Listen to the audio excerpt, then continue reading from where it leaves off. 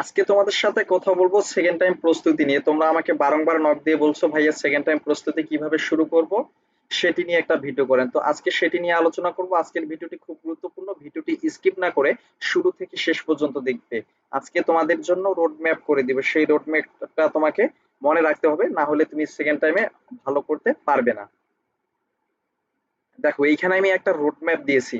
তোমরা এই রোড ম্যাপটা কিন্তু আসলে বুঝতেছো না যে আসলে ভাই এখানে কি বলছে বা হচ্ছে কি বুঝাইতে চাইছে। দেখো যে এইখানে দেখো যে 26 জুন লেখা আছে। ভাই 26 জুন কেন লেখা আছে?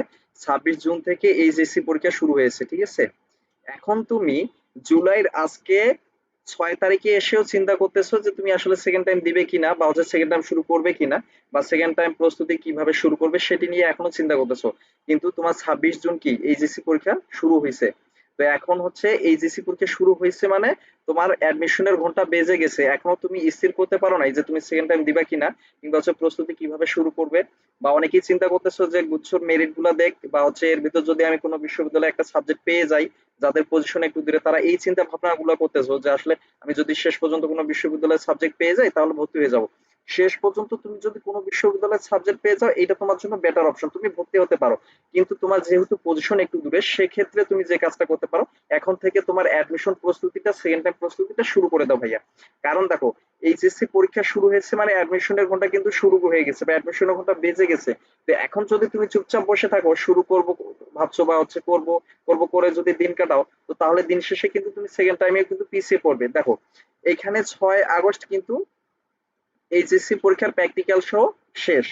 তো এখন দেখো যখন 6 আগস্ট পরীক্ষা শেষ, ডিসেম্বরের এই দিকে অ্যাডমিশন পরীক্ষা শুরু হবে। তাহলে দেখো এখন তোমার এইচএসসি পরীক্ষা মোটামুটি হচ্ছে কয়েকটা পরীক্ষা হয়ে গেছে, এরপর 6 আগস্টে তাদের সবকিছু কমপ্লিট এবং তারা হচ্ছে কি করবে ডিসেম্বরে হচ্ছে অ্যাডমিশন পরীক্ষা শুরু করবে বা ডিসেম্বরে তাদের পরীক্ষা হবে অ্যাডমিশন পরীক্ষা। এখন তুমি যদি এই পজিশনে দাঁড়িয়ে থেকে যদি তোমার এইচএসসি এক্সামের মধ্যে যারা এইচএসসি দিতেছে তাদের মধ্যে যদি তুমি 40 থেকে 50% সিলেবাস শেষ করতে না পারো কিংবা হচ্ছে তোমার উইক পয়েন্ট গুলো বের করতে না পারো, তাহলে অ্যাডমিশন টাইমটা তোমার অনেক খারাপ হবে, ঠিক আছে? তুমি সেকেন্ড টাইমে অনেক পিছিয়ে পড়বে। দিন শেষে দেখো যারা সেকেন্ড টাইমে হচ্ছে ভালো করে কিংবা সেকেন্ড টাইম দিয়ে চান্স পায় তারা কিন্তু ফার্স্ট টাইম না হওয়ার পরবর্তী সময়েই কিন্তু তাদের প্রস্তুতি শুরু করে দেয়। তারা ফার্স্ট টাইম যখন হয়নি তারা কিন্তু আর কোনো চিন্তা ভাবনা করে না যে আমি শুরু করব, ভাবছি যে করব কিনা, এগুলো নিয়ে চিন্তা না করে সে কিন্তু সেকেন্ড টাইম প্রিপারেশন শুরু করে দেয়। তো এখন সবচেয়ে বুদ্ধিমানের কাজ হবে তোমার সেকেন্ড টাইম প্রিপারেশনটা শুরু করে দেওয়া। তুমি যদি এখন থেকে সেকেন্ড টাইম প্রিপারেশনটা শুরু করো এবং তুমি যদি রুটিন মাফিক পড়ো কিংবা হচ্ছে তুমি রুটিন করে তোমার যে সময়গুলো আছে সেই সময়গুলোকে ভাগ করে নিয়ে পড়ো, কিংবা এর বাইরে তুমি যে কাজটা করতে পারো যে তুমি হচ্ছে তোমার উইক পয়েন্ট গুলো বের করে সেগুলো আগে সমাধান করো। তুমি যেই বিশ্ববিদ্যালয়কে টার্গেট করে পড়বে সেই বিশ্ববিদ্যালয়কে যদি তুমি টার্গেট করে পড়ো কিংবা যে বিশ্ববিদ্যালয় পড়ার স্বপ্ন দেখতেছো সেই বিশ্ববিদ্যালয়ের কোশ্চেন ব্যাংক থেকে আইডিয়া নিয়ে তুমি যদি তোমার সমস্যাগুলো সমাধান করতে পারো, তাহলে আমি তোমাকে গ্যারান্টি দিচ্ছি তুমি নিশ্চিত চান্স পাবে। তো এখন তোমাদের সবচেয়ে বুদ্ধিমানের কাজ হবে যেটা, এখন থেকে তুমি সেকেন্ড টাইম প্রিপারেশন শুরু করে দাও।